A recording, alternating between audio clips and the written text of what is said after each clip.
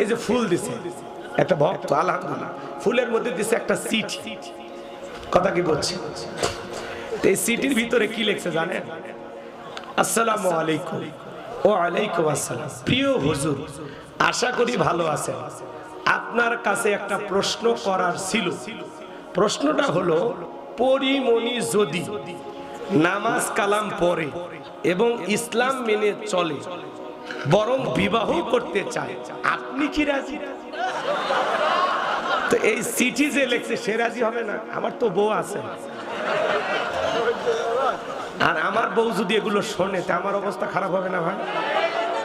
তা শোনেন আগে কি বলতেছে। আশা করি প্রশ্নের উত্তরটা দিবেন দয়া করে।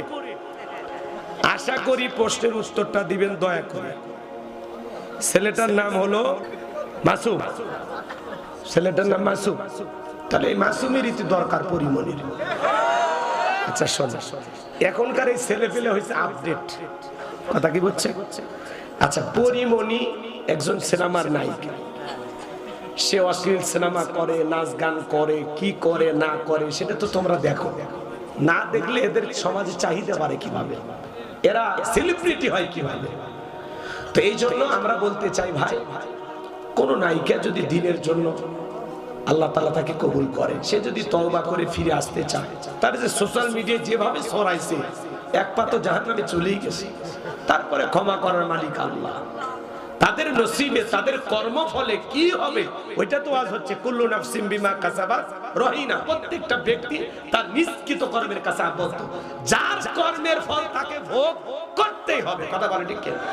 তো পরিমণির জীবনের কর্মফল তাকে ভোগ করতে হবে। সে যদি নামাজি হয়, কোরআন পড়ে, দিনের জন্য আসে, অনেক ছেলে তাকে বিবাহ করে, কিন্তু আমি পারবো না, কারণ আমার বউ আছে। কথাকে বুঝছেন? সিঙ্গেল থাকলে না হয় একটা রিস্ক নিতে হবে। কথা কি বুঝছেন?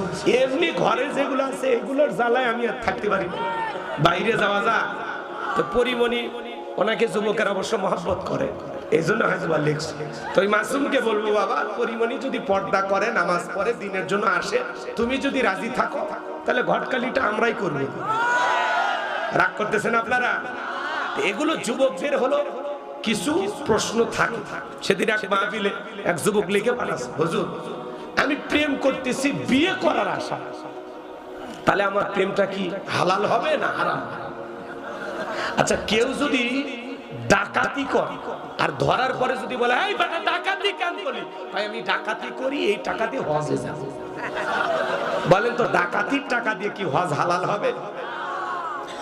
কেউ যদি প্রেম করে বিয়ে করার আশায়, তাহলে প্রেমই যেহেতু করতেছে বিয়ে করার আশায়, তাহলে আগে বিয়ে করো, তারপরে বইয়ের সাথে প্রেম করো।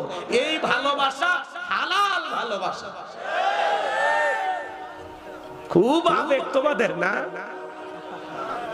এত আবেগ দিয়ে জীবন চলে না সোনা। 12:30 কথা বলছিলাম, পার হয়ে গেছে। আপনার রাগ করে নাকি আপনারা? এদিক খেয়াল করেন, নেতারা যা করে, হুজুরেরা যা করে, ফেরেশতারা দেখে লেখে, যুবকেরা যা করে ফেরেশতারা দেখেও না লেখেও না। কথা কয় না কেন? 14 ফেব্রুয়ারিতে কারে পার্কি নিয়ে ঘুরছো? কার পিছনে গোলাপ ফুল নিয়ে ঘুরছো? কি ফেরেশতারা দেখেনি? কার ওড়না ধরে টান দিয়েছো? কারে নিয়ে যায় কোথায় ঘুরেছো? কি যুবক ফেরেশতারা লেখেনি?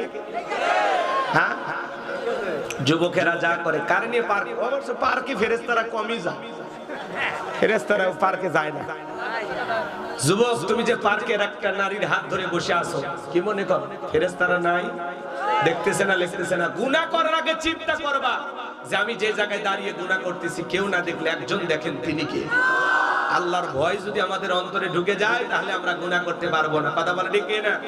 এই জন্য কুল্লু নাফসিন বিমা কাসাবাত রহিনা। প্রত্যেকটা ব্যক্তি তার নিষ্কৃত কর্মের কাছে আবদ্ধ। নিজের জীবনের কৃতকর্মের হিসাব আল্লাহর কাছে দিতে হবে। বিদায় সুদ খাওয়া যাবে না, ঘুষ খাওয়া যাবে না, জিনা ব্যভিচার করা যাবে না। হে যুবক, পিতামাতার মনে কষ্ট দেওয়া যাবে না, আত্মীয় স্বজনের হক নষ্ট করা যাবে না, জমির আল ঠেলা যাবে না, দুধে পানি মেশানো যাবে না, খাদ্যে ভেজাল দেওয়া যাবে না, ওজনে কম দেওয়া যাবে না, খারাপ কোনো কাজ করা যাবে না, মিথ্যা কথা বলা যাবে না, প্রতারণা করা যাবে না। মনে থাকবে তো ইনশাআল্লাহ?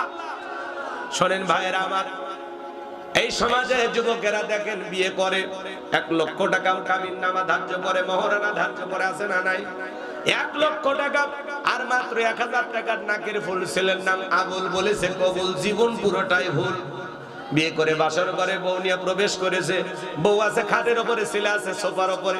স্ত্রী রেখা বলে কি গো স্বামী, কাছে কি আসবা না? বলে হুজুর বলেছে মহারানা পরিশোধ না করে বউকে স্পর্শ করা যাবে না। বলে তোমার মহারানা নাই? বলে না থাকলে কি আর জায়গায় দাঁড়িয়ে থাকি? কথা কয় না, মহারানার টাকা ফাঁকি দেয়। যারা নাকে রুমাল দিয়ে বিয়ে করতে যায় বুঝবেন ওর ভিতর ভেজাল আছে। মহারানার টাকা ফাঁকি দিয়েছে আর শ্বশুরের উপরে জুলুম করে যৌতুক নিয়েছে। কাঁচা পায়খানা খাওয়া যেমন হারাম, কন্যা পক্ষের কাছ থেকে জোর করে যৌতুক দাবি করা তেমনি হারাম। কথা বলেন।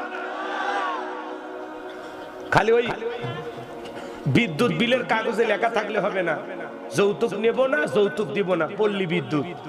হ্যাঁ, ওই পোস্টারে লেখা থাকলে হবে না, নিজেদেরকে পরিবর্তন হওয়া লাগবে। এই যুবক, একটা শ্বশুর বাড়ির লোকজন আহারে 16 বছর 18 বছর একটা মেয়েকে লালন পালন করে কত কষ্ট করে তোমার হাতে তুলে দিল, তোমার মতো একটা অপরিচিত ছেলের হাতে। ওই দিন মা বাবা অজ্ঞান হয়ে যায়, কলিজাটা ছিঁড়ে যায়, কি যে কষ্ট হয় বিদায় বেলায়, মা বাবা ছাড়া কেউ বোঝে না। যেই মেয়েটাকে লালন পালন করে তোমার মতো একটা অপরিচিত ছেলের হাতে তুলে দিল, সেই শ্বশুরের উপরে দাবি করে যৌতুক যারা নেয় এরা ছোট লোক। এরা কি ছোট লোক? আরে উল্টো তো তোমার শ্বশুরকে হাদিয়া দেয়া দরকার, একটা পালসার ডিসকভার শ্বশুরকে দেয়া দরকার। আব্বা যে জিনিস দিয়েছেন আমার ঘরে, আব্বা এটা হাদিয়া নেন। কথা কয়, উল্টো শ্বশুরও হাদিয়া দেওয়া দরকার। আর আমরা শ্বশুর বাড়ি থেকে যৌতুক নিই। আবার অনেকেই 500 জন 1000 জন বরযাত্রী নিয়ে যায় খায় মেয়ের বাড়িতে, জম্মের খাওয়া খায়। এরকম খাওয়ার সাথে ভিক্ষা করে খাওয়া ভালো। কে বলেছে আপনাকে যেই বিয়েতে যত খরচ কম সেই বিয়েতে তত বরকত বেশি? কন্যা পক্ষের লোকজন যদি বলে বাবা 20 জন, আলহামদুলিল্লাহ 20 জন নিয়ে যাবে। কেন বলেন যে আমরা অমুক বংশের লোক, আমরা 500 বরযাত্রী আসবো, 300 আসবো? কেন আপনার 300 লোককে খাওয়াইতে হবে? কেন? এটা একটা জুলুম না? কেন? যদি আপনার অনুষ্ঠান করা লাগে ছেলের বাড়িতে হবে, 10টা গরু জবাই করে 10,000 লোক খাওয়াই দেন, কোনো সমস্যা নাই। যত খাওয়ান ছেলের বাড়িতে, মেয়ের বাড়িতে জুলুম করা যাবে না। আবার দেখবেন হয়তো বা গ্রামে ভ্যান চালায়, রিক্সা চালায়, ওই লোক মনে করেন প্যান্ট শার্ট পরে খাওয়ার টেবিল, বলে এই টেবিলটা একটু পরিষ্কার করেন তো, প্লেটে ময়লা কেন, এই গোস্তর বাটি এখানে রাখো, আমরা কিন্তু বরের দুলা। কথা কর, এমন ভাব সাপ নেয় একবারে 2 কেজি গোস্ত খেয়ে ফেলে। কর্তৃপক্ষের লোকজন হয়তো বা বিয়ে বাড়ি অনুষ্ঠানে হিসাব করছে 200 গ্রাম করে, আর ও খাইছে 2 কেজি। তাহলে কয়টা লোকের হক পেটে ঢুকেছে? কথা কর। আবার গোস্ত কম হইয়া গেলে 19-20 হয়ে গেলে মারামারি করিয়া, কয়েকদিন আগে বরিশালে দেখলেন না, মেয়ের দাদিকে মেরে ফেলে দিয়েছে। মানুষ কত নিকৃষ্ট হলে এই ধরনের কাজ করে। বিয়ের বাড়িতে যা ভাব দেখাবেন না। আপনি কি ভুলে গেছেন আপনি বাড়িতে কি করেন? তো বিয়ের বাড়িতে ভাব দেন কেন? হ্যাঁ, আমি নিজে এক বিয়ের অনুষ্ঠানে দেখি সেই মশা, মানে একেবারে তুলে বসাচ্ছে, মানে বিয়ে বাড়ি মাথার তুলছে। মানে আমার ভাষা বোঝেন নাকি? মানে রাগ বাগ কইরা বিয়ের বাড়ি মাথার তুলছে। তখন লোকটাকে বললাম, ভাই ইনি কি বিশেষ ক্যাডার নাকি? তখন বলছে না। তা আমি কি, উনি কি জজ নাকি? বলতেছেন না। ও হুজুর আর কথা কই না, কি ছোট খাটো বাজারে কি কয় মাছ বেছে। তাই বলতেছে তাই তো বিয়ের বাড়ি মাথার তুলছে, কারণ ওই বাজারেও তো ছিলেন। তাহলে বাজারে যে মাছ বিক্রি করে, বিয়ের বাড়ি যা ওই পুরো বাড়ি মাথার তুলছে। ভাই এই আচরণ কেন? আপনার মেয়ের বিয়েতে যদি এরকম হয় কি করবে? তো বিবেক দিয়ে কাজ করতে হবে। আল্লাহ হেদায়েত দান করুন। জোরে বলুন আমিন। যুবক, বিয়ের নামে স্ত্রীকে মহারানা কি ফাঁকি দেয়া যাবে না। মহারানা প্রত্যেকটা স্বামীর দায়িত্ব স্ত্রীর মহারানা বুঝিয়ে দিয়ে তার হক আদায় করে ঘরে তুলতে হবে। প্রত্যেকটা নারীর মহারানা পাওয়ার স্বামীর কাছ থেকে কি হক, অধিকার। মহারানা দেওয়া ফরজ, যৌতুক নেওয়া হারাম। কথা কয় না কেন? মহারানা দিয়ে বউকে ঘরে তুলবে।